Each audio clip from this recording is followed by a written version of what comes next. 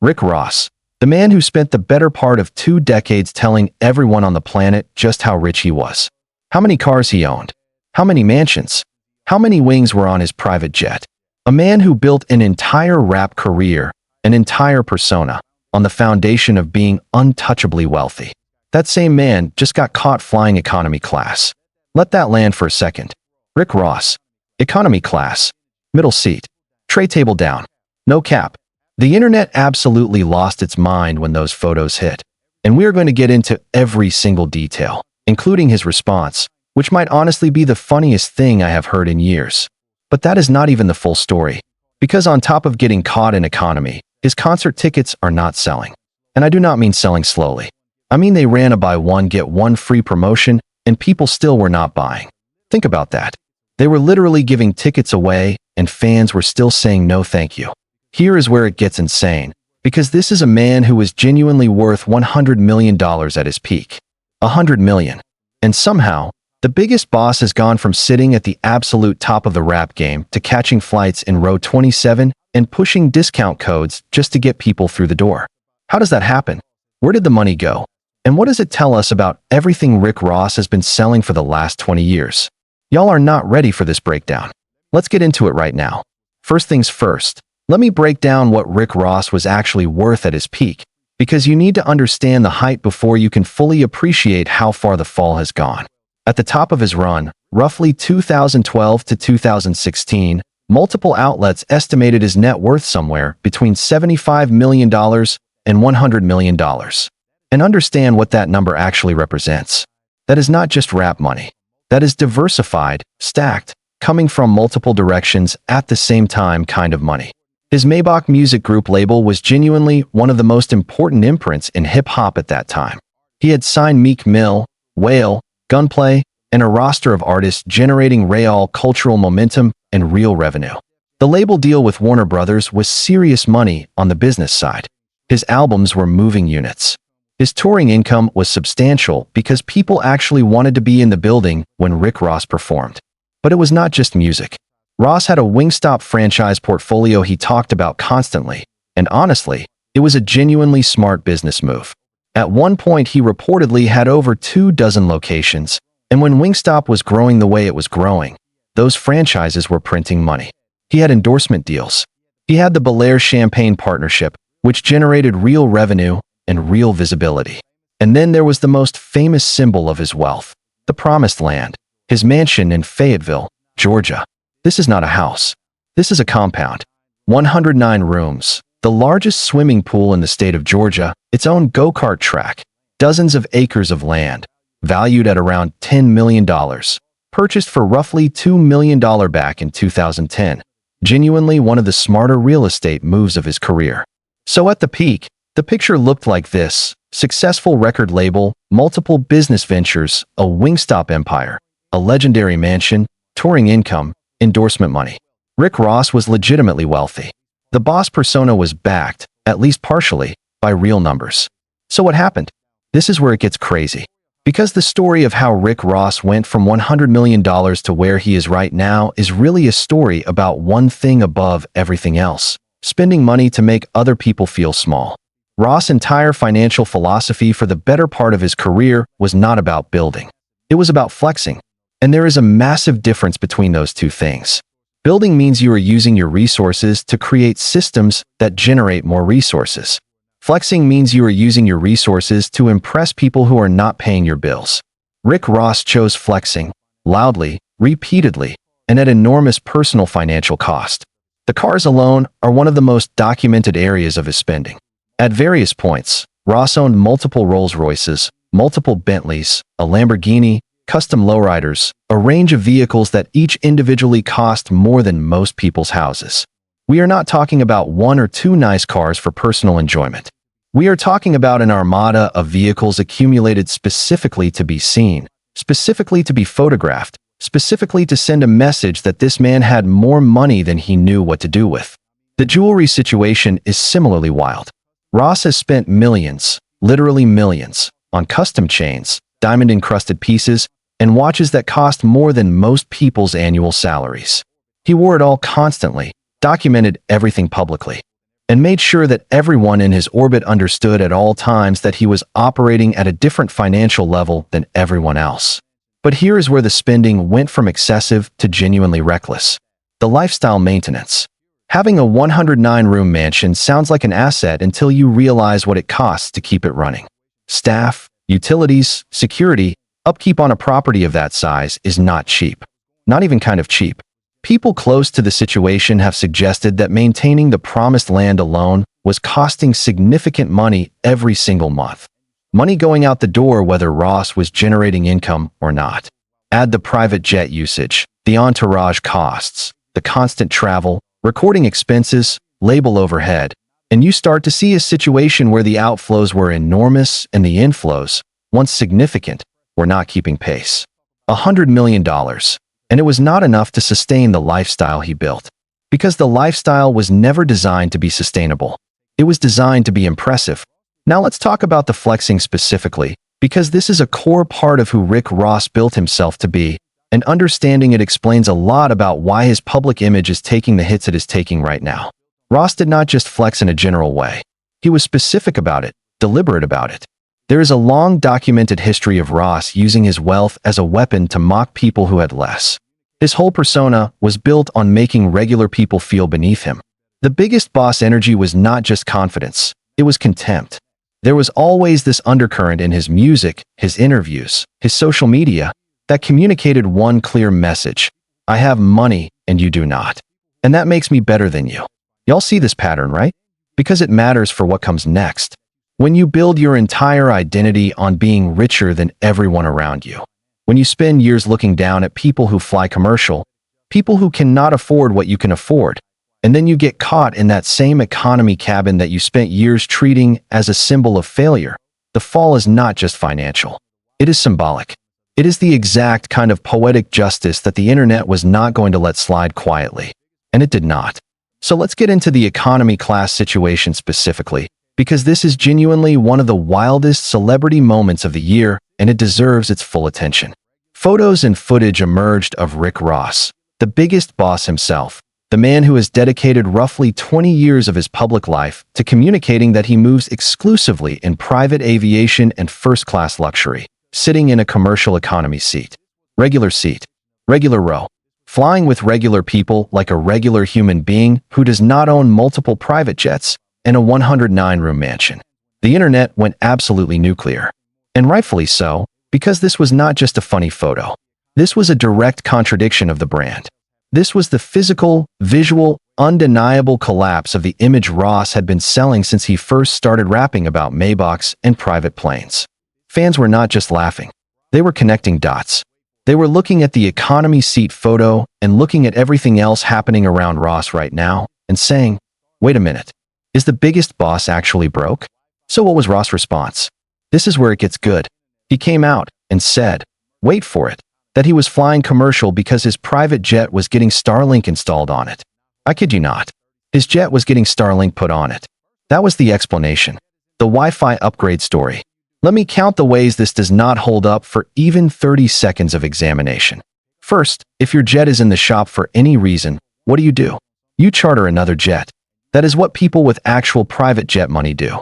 You call a charter company, pay for a one-way flight on somebody else's aircraft, and arrive at your destination without ever touching the commercial gate. Charter flights exist specifically for this situation, and at the financial level Ross has always claimed to operate at, chartering a jet for a single flight is not even a meaningful expense. It is a rounding error. Second, even if chartering was somehow not an option, which it absolutely is, you go first class. You go business class. You do not end up in economy unless something is wrong that goes well beyond a Starlink installation. And the fans knew it. The reaction to his explanation was almost as funny as the original photos. People were not buying it at all. The comments were merciless. Everybody could see exactly what was happening. Ross got caught in a situation that contradicted his entire persona and reached for the first explanation that came to mind. And that explanation was so transparently constructed, delivered with such forced confidence, that it actually made the whole thing worse. What really got people going was the energy behind the response. He did not laugh it off and own it. He came back hard, defensive, trying to make the Starlink story sound not just believable, but almost flex-worthy. Like getting internet installed on your jet is itself a status symbol that proves how baller you are. And the harder he pushed the explanation, the less believable it got. Because real money does not need to explain the economy seat. Real money just buys another ticket and moves on. The defensiveness was the tell. But here is the thing. The economy seat situation is not even the most damaging thing happening to Rick Ross' image and financial reputation right now.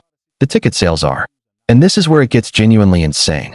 Ross has been on tour, and the ticket sales have been, to be extremely generous, not great. Venues not filling up. Demand for Ross live in concert in 2024 and 2025 sitting at a fraction of what it was at the peak of his career. And at one point, his team ran a buy one get one free promotion on tickets. Y'all are not ready for how bad that looks for someone with Ross history and persona. Buy one get one free on Rick Ross tickets. The biggest boss. The man who made a career out of telling people he does not negotiate, does not discount, does not come down to where you are. The man whose entire brand is built on exclusivity and excess. Running a 2-for-1 deal on your concert tickets is the live event equivalent of a luxury car dealership putting a going out of business banner in the window. It is the kind of move you make when you need bodies and seats so badly that the financial logic of the discount outweighs the reputational cost of being seen as a product people do not want to pay full price for. And here's the kicker. Even after the buy one get one free promotion, tickets were still not moving the way they needed to move. People looked at a deal that gave them 2 tickets for the price of one and still decided that the price of one was too much. Let me break down why this is happening, because it is not just one thing. It is a combination of factors building for a while. First, the cultural relevance situation. Rick Ross is not the center of hip-hop conversation the way he was in 2012. The game has moved. The artists dominating right now are a generation removed from Ross' peak moment. His core audience has aged. The younger listeners buying concert tickets and filling venues are not necessarily riding for Ross the way his original fan base did. That is just the reality of the music industry. Relevance has a shelf life, and maintaining it requires constant reinvention that Ross has not fully executed. Second, the persona problem. When the thing you are famous for is being rich, powerful, and untouchable, and then reality starts poking holes in that image, the audience begins to disconnect. The Ross experience was never just about the music. It was about buying into the fantasy he was selling. And when the fantasy starts to crack, the purchase becomes less appealing. Third, and this one is important, the relationship between Ross and his audience was always built on spectacle, on the image, on the idea of him. And spectacle is the most fragile kind of audience relationship there is. Because the moment the spectacle stops working, there is nothing underneath it holding people there. Now let's talk about the businesses, because the Wingstop situation specifically tells you a lot about the larger financial picture. At its peak, Ross' franchise portfolio was one of the genuinely smart parts of his financial story. Franchises in a growing chain can be incredibly lucrative when the corporate brand is expanding and the locations are well managed. For a while, the Wingstop investment looked like exactly the kind of smart money move most rappers do not make. But here is where it gets complicated. Running a franchise portfolio is not passive income. It requires management, oversight, reinvestment, and real attention. Franchise businesses can go sideways for a lot of reasons: location performance, management issues, economic conditions affecting consumer spending. And when you are a celebrity with 100 other things demanding your attention, maintaining a large franchise portfolio at a high level is genuinely difficult. Reports suggest Ross' Wingstop business has faced significant challenges in recent years. Combined with the broader picture of his finances, it paints a story of business infrastructure that was not maintained the way it needed to be.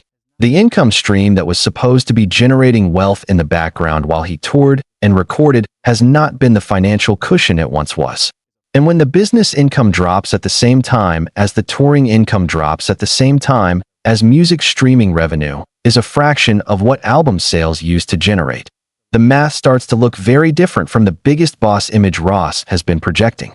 The combination of high fixed costs, the mansion maintenance, the lifestyle overhead, the entourage expenses, with declining income across multiple channels is a financial equation that only goes one direction. And that direction is exactly where we are seeing Rick Ross right now. I want to make sure we connect all of this to the bigger picture, because what is happening with Rick Ross is not just a celebrity gossip story. It is a cautionary tale about the difference between wealth and the performance of wealth. Real wealth is quiet. Real wealth does not need to announce itself every day on social media. Real wealth does not require an audience. Real wealth is the kind of financial foundation that continues to work for you whether you are famous or not, whether you are relevant or not, whether the public is paying attention or not. What Rick Ross built was not that. What Rick Ross built was a spectacle, a performance of wealth that required constant maintenance, constant feeding, constant public participation just to sustain itself. Every car purchase, every jewelry acquisition, every private jet post, every mansion photo, none of it was building anything. It was all spending. It was all burning. It was a bonfire of resources designed to create a specific impression in the minds of people watching from the outside. And for a genuinely long while, it worked. The performance was convincing enough. The music was strong enough. The business moves were generating enough real income that the spectacle could sustain itself. But spectacles are expensive. And when the income starts to slow, the spectacle starts to reveal itself for what it always was. The economy seat is not just a funny photo. It is the moment the curtain slipped. It is the moment when the performance of wealth and the reality of the financial situation became visibly different in a way the public could not miss. And Ross' response, the defensive over-explanation, the Starlink story delivered with too much force, made it worse because it confirmed what people were already sensing. Something is not adding up. Let me bring it all the way home, because there is a final piece of this that ties everything together. Rick Ross at his peak was genuinely inspiring to a lot of people. Whether you loved his music or not, the idea of a kid from Carroll City, Miami, who clawed his way into the music industry and built real financial infrastructure around his career, that was a real story with real elements worth respecting. The Wingstop moves, the label building, the real estate. There was a version of Rick Ross that was actually doing it the right way. But that version got buried under the version that needed to mock regular people for flying commercial. That version got buried under the version that spent millions on things designed exclusively to make other people feel small. That version got buried under years of financial decisions that consistently prioritized image over infrastructure. And now, with the economy seat photos circulating, the concert tickets sitting unsold even after buy one get one promotions, and the businesses not performing the way they need to, all of those chickens are coming home to roost simultaneously. The greatest casualty of Rick Ross' obsession with flexing was not his money. It was his credibility. Because money can potentially be rebuilt. Credibility, once the audience decides they are no longer buying what you are selling, is a much harder thing to recover. The fans laughing at the economy seat photos are not just laughing at a funny situation. They are laughing at the collapse of a character. They are laughing at 20 years of being told how rich, powerful, and untouchable this man was, and now watching reality tell a completely different story. Rick Ross did not just blow $100 million. He spent $100 million trying to convince people he had $100 million.